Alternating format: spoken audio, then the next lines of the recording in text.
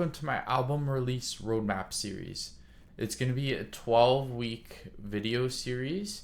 So this course is for students that don't have a lot of time on their hands to commit to full recording sessions. They want to learn how to record themselves out of their own home, and they want to get the most out of their music production time. Lesson 1 is about setup and vocal tracking. So if you're just starting off with this series, I highly recommend just get GarageBand, follow along. If you're on Windows, you can follow along on music production program of your choice. Make sure that your speakers are turned down, which is why you want to use headphones. So I'm just going to plug in this. Most of your headphones are going to have a 1/4-inch jack, and the 1/8-inch jack is good for like consumer electronics. So these adapters, you definitely got to hold on to it because they go missing pretty frequently. So there's 2 ways monitoring. Hello, 1 2 3 testing. So there's 2 ways of monitoring. So what I mean by this is you can monitor from your computer. So talking a little bit about latency. So latency is important because when you're recording vocals, it's super duper awkward to basically hear everything that's happening, having a delay in it. So you want to have your latency as low as possible. So just opening up the settings of Logic. I'll open up the audio settings, and then most programs have this in the same place. But either way, these are the main audio settings right now for me. And what I mean by latency is being able to hear yourself. So right now I'm using software latency. Essentially on Logic, there's this button called I, which means that you'll be able to hear yourself while you're recording. So see, now I'm talking and the green bar is sliding up and down. So that's the signal coming from the audio interface into the computer. And so when you're trying to have the audio come out, you want to have this number as low as possible. So you see all these different options. Now, why you would have larger options is because if you're mixing and mastering, you have a lot of plugins on. So you need a higher number, because what this means is it gives the computer time to load and process those audio settings. So for audio, for people that are mixing and mastering, once everything's recorded, you can move this number up. When you're recording itself, you want to have the latency as low as possible. So ideally 32, 64, 128. If you hear any glitchiness, pops and crackles, and you'll have to play around with this number because it depends on your performance.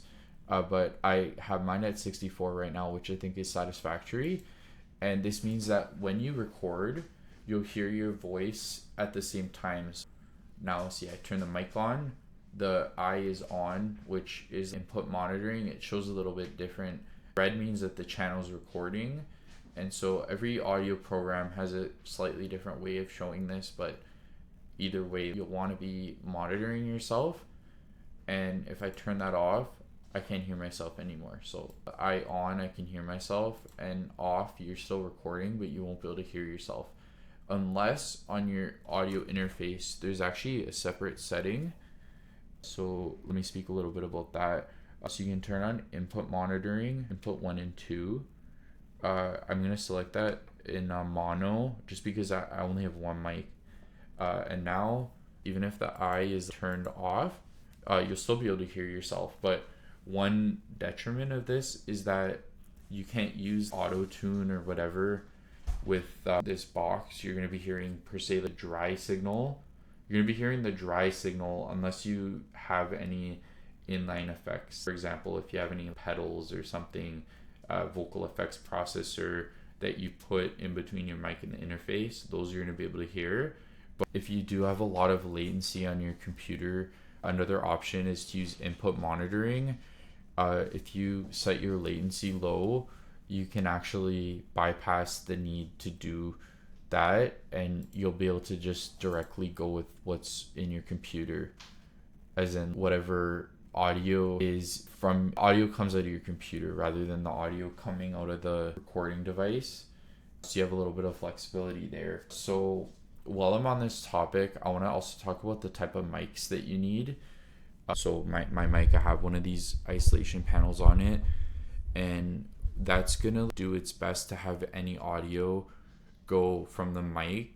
There's not as many reflections. It's basically the audio in an untreated room. It'll bounce off the walls and such. So the isolation panel is a little bit better than nothing for people that are just recording at home. You might be able to get away with using a dynamic depending on the style of music, but definitely the industry standard and what you see in most studios is a condenser mic.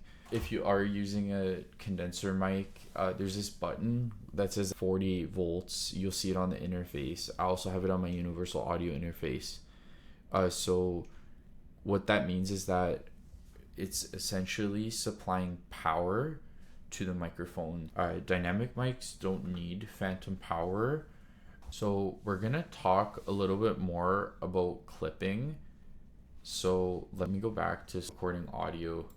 So once again, you can see the level of my mic. So that's this green bar jumping up and down. And we talked a little bit already about latency. So just more about gain staging.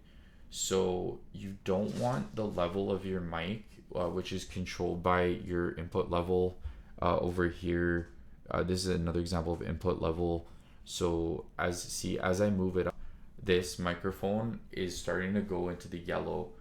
So that's an example of how not to set your input level. You want to back off your input level right about here. So gain staging, they do a good job of showing you. You'll basically see over here on the interface, there's an input level on my audio interface. So look, I can boost this. You'll see the input level starts. Yeah, I didn't even want to record like that, but you'll basically see the input starts jumping and it gets super loud and it's uncomfortable to listen to. So you want to watch your input level while you're recording. Don't clip. You want your level to look something like this. A little bit of yellow is okay. You don't want to be going into the red, so you don't want your input level looking like this, which is way too high, and you don't want it looking like something like this. Lower, you're gonna have to boost it later. So depending on the type of input box that you're using, if it's an analog system, having high bass level is important. For example, on my box here, because it has built-in compressor, built-in vintage mode, a higher level is recommended to take advantage of those. Also, any built-in compressors and stuff. So in that case, if you're recording vocals with a mic with a built-in compressor, anything like that, you want to have your level kind of hitting that yellow but not going over. If you're going to do all your processing later, the level being a bit lower isn't as much of a problem because you can just turn up the gain later to get it back to unity level. When I talk about unity level, I showed earlier the green actually hitting 0 dB means unity. So what this means, as you can see, unity level is where this green line is hitting.